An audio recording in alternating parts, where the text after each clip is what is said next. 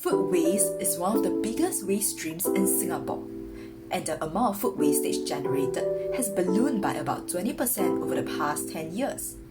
Every day, a huge amount of food is thrown away because it fails to meet the stringent cosmetic filtering process where edible foods that are deemed to be aesthetically imperfect are discarded. Oftentimes, the cosmetic filtering process begins at the very start of the food supply chain, which is the source of our food, the farm.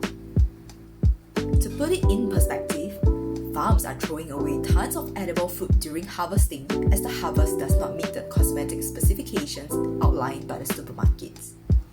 When this happens, only food that meets the specifications passes the quality check.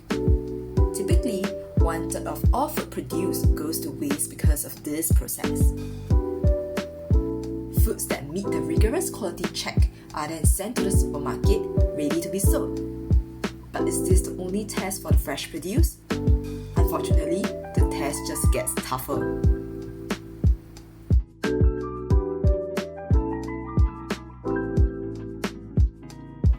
For the pear, you see there's a little marking, so maybe I wouldn't really buy this one. I will try to I'll look through and see whether there's more better looking ones.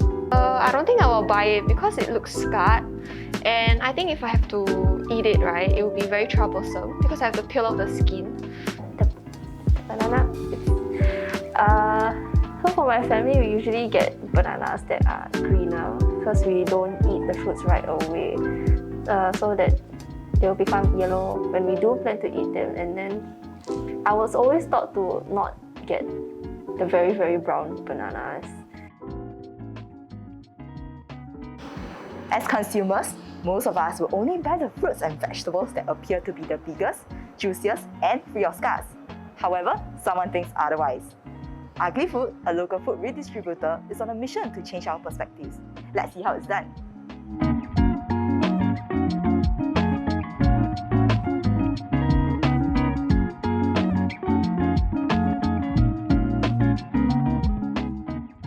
Hey Augustine, welcome to the series. Could you tell us what you do here at UglyFood? Hi, I'm Augustine, co-founder of UglyFood. UglyFood is a social enterprise that deals with reduction of food wastage. So our primary goal is actually to educate people about cosmetic filtering and try to encourage people in terms of accepting cosmetic filtered foods. We also aim to reduce excess food from over-importing in order to reduce food waste in general. So cosmetic filtering actually causes a lot of wastage.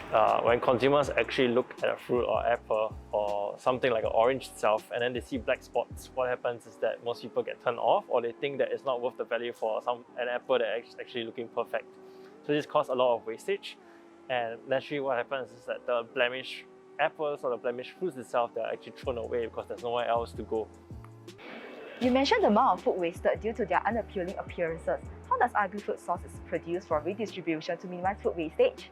So UglyFood actually takes their sources from the whole entire chain itself, from the big guys to the small guys, even the upper ends to even the lowest end itself. So at the highest level for Singapore, we have the farms, or sometimes most of the time, because our food is actually 95% to 85% and 95% imported, we actually take them from importers directly. So that's the highest chain level. They're actually filtered there once before they go to the supermarkets or the wholesalers. And then at each level, at every point of distribution chains, they are filtered again. So there's always filtered drops. So essentially, we actually take from the whole chain all the way down to the small wet market stores that are in your wet market itself. Yeah. Many consumers avoid blemished food because of the perceived look of the food. Is blemished food really less nutritious, or is that a myth? Blemished food is definitely the same as a normal looking food in terms of nutritional value. So for example, the orange itself can have scars or black spots within the skin itself, but the internal contents are actually pretty much the same. They're intact, they're still edible, and they're definitely juicy and as sweet as the ones that were not scarred. Yeah, these scars are always sometimes caused by weather effects like here, or either that wind, or other times it's actually even just from insects that are actually harmless to humans, like mini caterpillars or even snails along that line. So in general, what happens is that majority of the scars and the nutritional values actually do not get lost just because it's, well, ugly.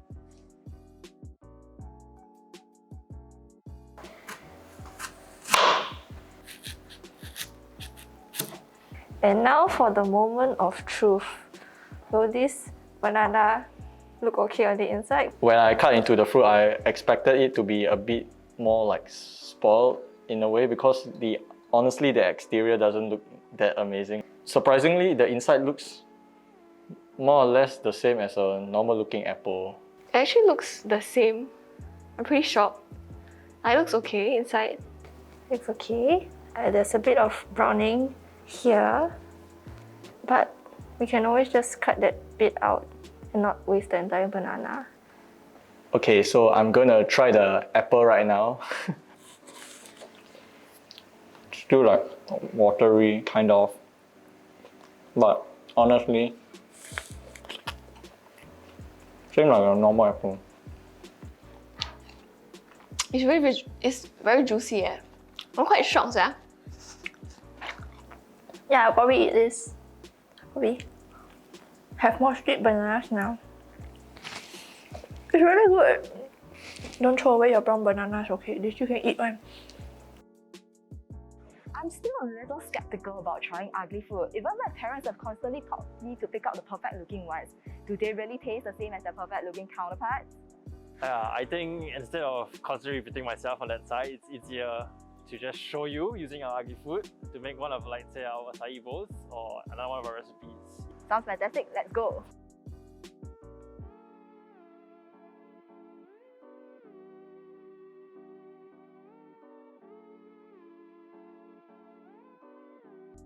Right, so now we've been making acai bowls. So a little bit about the ingredients here we'll be using today. First is the strawberries, then the blueberry side, and then finally one of the bananas. Right? And then of course the acai itself that we're using. Then some of the nuts if you actually want to add additional flavor. So a little bit of story behind the fruits itself that are being used. So let's start off with the bananas itself. So the bananas, when they first come, they're normally like this. These are a special kind of bananas. They are called the evergreen bananas. One of the reasons for that is because even when they're ripe, they're green. So it's a little bit tricky to tell when they're ripe. Due to of course their color never changing. That's the first thing, of course. So bananas itself always have black spot-ish. Most of the time in the supermarket-ish, if you want them at perfect grade, they're going to be extremely expensive. But for perfect grade, what happens is that there are no blemishes at all. All of this is like gone. It's just one singular empty in terms of color. Right? So when they start having like marks like this, then they start becoming blemished. And even like for this kind of things, this is actually still edible. They're not really ripe. As in they're just overripe on that side. So for us to actually increase the shelf life, we normally just peel them and then actually freeze them. Then they still look as a perfect color like that. Usually around that line. So for the blueberry side, of actually for any of the berries, they have very short shelf life. They're not really exactly ugly. So primarily why they are actually frozen or kept or need to be freezed is actually because they have extremely short shelf life. If it goes to the supermarket for like 4 days, it probably starts having molds or having some other kind of problems around there. So the best way to actually like solve this problem is actually just really freeze them. Yeah. Then from there we will start making the acai bowls on that side. So Nabila here will show you. Hi, my name is Nabila, and today I'll be showing you how to make acai with the fruits that Augustine was talking about. So we'll begin by washing our fruit. So here I have 2 strawberries with me. And I'll begin to chop them into small squares. So you can start by chopping the top off and removing the leaves.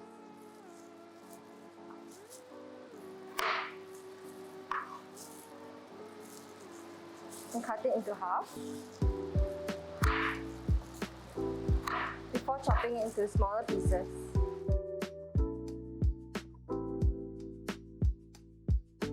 Now I'm going to be using the acai, and I'll be putting the chopped strawberries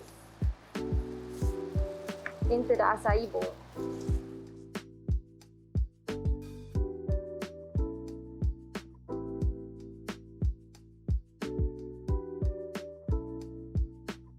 So now we're going to use the blueberries.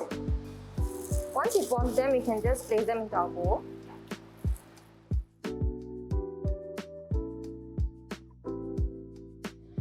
And finally, we have our bananas. So for our bananas, we'll be cutting them into slices.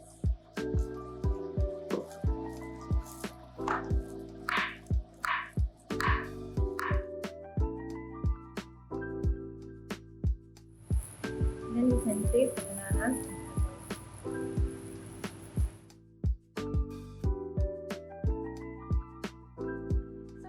can put our toppings. Here we have some coconut flakes.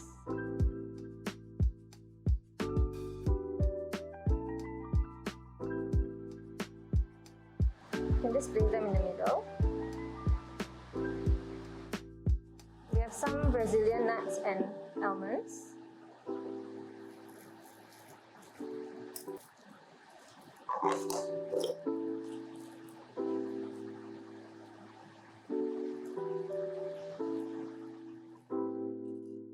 And finally, we have the cashew.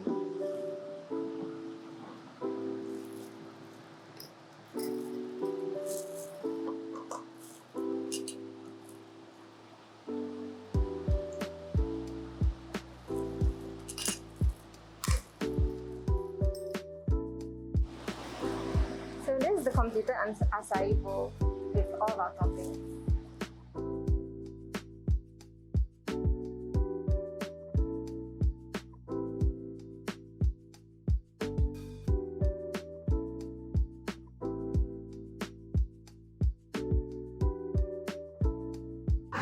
The acai bowl looks really delicious, but how can we discern the blemished fruits from the spoiled ones? Do you have any tips for those who are unsure? So I think for today wise, we have a couple of fruits presented to us. I can't go through everything, of course. Let's just go through some of them that is in season and it's commonly used within Singapore itself. So today we have like a lychees here and there.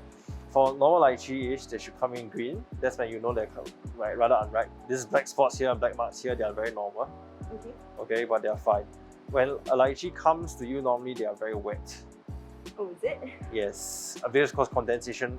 If it's chilled properly, naturally they will condense. So the water, everything feels very wet, but everything is not spoiled. Though the indication here is that how you know when a lychee is overripe or it's too spoiled is when it starts smelling like a bit of alcohol, or either that when you squeeze the lychee, some kind of liquid oozes out. Then you know it's too wet.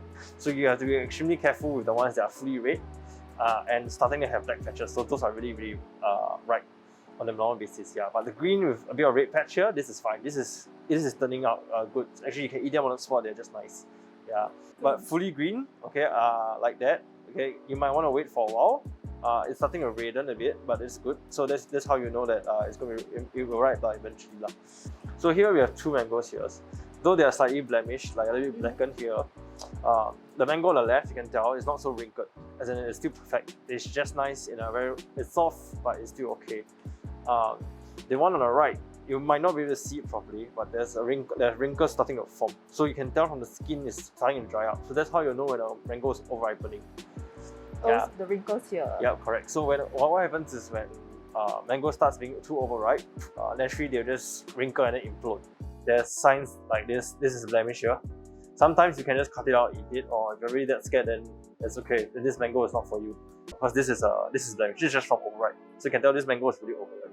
It needs to be eaten like instantly. So dragon fruit is a tricky product. The reason why we say this is on the left, it's actually a very nice looking dragon fruit. Yep. Perfectly nice actually. Issue here is the tears has a little bit of mold, which happens very naturally. So some people are afraid that, of course, the mold affects the fruit and stuff, but it actually really doesn't. The only two areas where it really affects the dragon fruit is where under the skin, there's actually skin damage. Under the flaps at least, yeah. But the more common spots that you'll find like mold and everything is actually somewhere here. Actually the tip, So like the on end. the end And the end tips. and actually the tips is like inside. Okay, Oh, but yeah, it's it looks a bit moldy. it's impossible to tell whether or not something is good or bad. So the reason why we say mold is here is because they form here easily, but that doesn't mean the dragon fruit is actually bad. Alright, so half the time you can actually just cut it out and center is still fresh and nice. When dragon fruit goes really bad, it's the same as mangoes. It gets wrinkled and then it gets implodes in. So these two are actually still fine. This one looks definitely uglier. Its flaps are actually, or leaves, whichever you want to call it in this case. They've seen better days lah. But definitely still edible. The fruit itself is still intact. So this skin level damage from that section. Dragon fruits are one of the sturdier fruits out there, actually, in my opinion. Yeah. Alright. Yeah, anything that feels sticky is bad, so just take note of that. Nothing should ooze like sweet juices. Put it away. Okay. So Watermelon. these two are mini Thailand watermelons, or we call them baby watermelon. The difference here is that this watermelon is ripening. It's not so ripe yet. Okay. This watermelon, however, is considered ripe. The reason how we identify it is from the ball patch here. Yes, when it starts becoming more and more discolored, it comes turning pale yellow. That's how we know when a watermelon is actually riper. So, is it the bigger the spot, the sweeter the melon? Yes, that's essentially how it runs. The traditional way, of course, is to tap and use sound. But we don't recommend that because it actually damages the fruit. For very ripe watermelons, you don't even need to tap. You can probably just hold in your hand, and I'm not even applying pressure, but I can tell this thing is actually very acoustic. I can tell there's resonance inside, so I know it's sweet. It's a bit hard to explain to you, you probably need to feel it. So when a watermelon turns bad, normally it will just implode. You do not know when. Okay. There is roughly no signs. It just happens one day, and that's when you know. So the passing point from like edible to inedible is like really, really short. This might be a bit hard to show, but if you mind if you pass me one. Here you go. Okay, so for pineapple wise, normally when they're delivered, we like it when this is chopped off. Half the time mold forms here easily. Though this area having molds actually doesn't really affect the fruit. Okay, but the pineapples here, these are actually really nice conditions. They are turning ripe. Sometimes they're a little wet on the side, which is fine because that's due to like water and condensation. That's okay. It's only problematic when a side oozes out. Okay, the easiest to tell whether a pineapple is ripe is when color is actually a bad indication. Though sometimes it's pretty obvious. Like this guy, this is really, really ripe. Oh, they look very different. Yes, in terms of color wise, but there are some pineapple breeds that never turn to yellow, or it will never turn outside yellow in color, like color wise. Okay. Yeah, so the easiest to tell is actually by how soft the exterior skin is. Okay, or either that, if it's oozing out, like it just feels sticky to you, then you know it's actually really ripe. So that's when the pineapple itself is starting to spoil. Yep. Okay. Oh yeah, it does feel different. Yep, so that's essentially how pineapples are treated.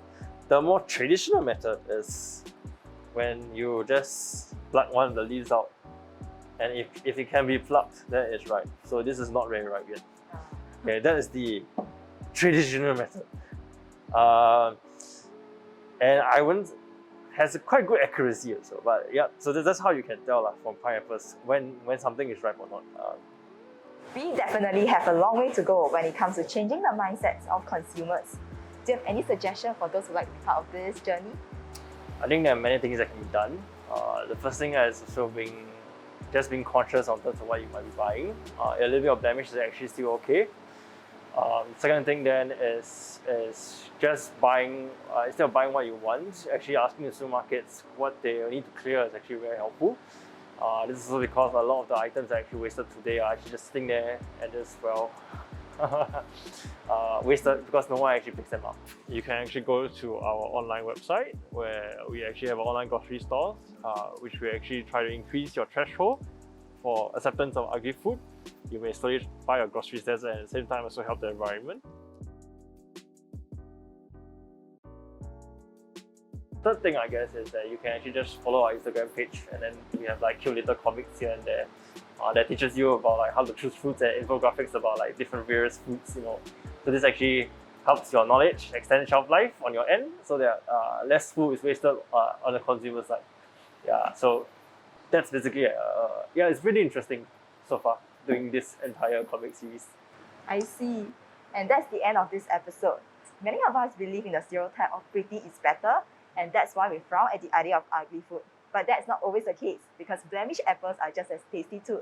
Thank you, Augustine, for joining us, and I'll see you again in the next one. Bye! Thank you. Bye. For more information, head over to our Instagram and Facebook page at ssgallery.sg to find out more. Thank you, and we'll see you in the next episode. If you are still unsure about where to start your sustainability journey, one good way is to download the susGain app onto your phones. susGain is a mobile app that rewards you with cashback for making sustainable choices. All you have to do is to download the free app, which allows you to choose a charity or cause that you wish to support. Complete actions like participating in sustainable events and supporting sustainable stores to gain points. The more points you earn, the higher your reward tiers and impact. To get started on your sustainability journey, head over to the susGain app, search for EcoBytes and key in the pin code to claim your first 500 points.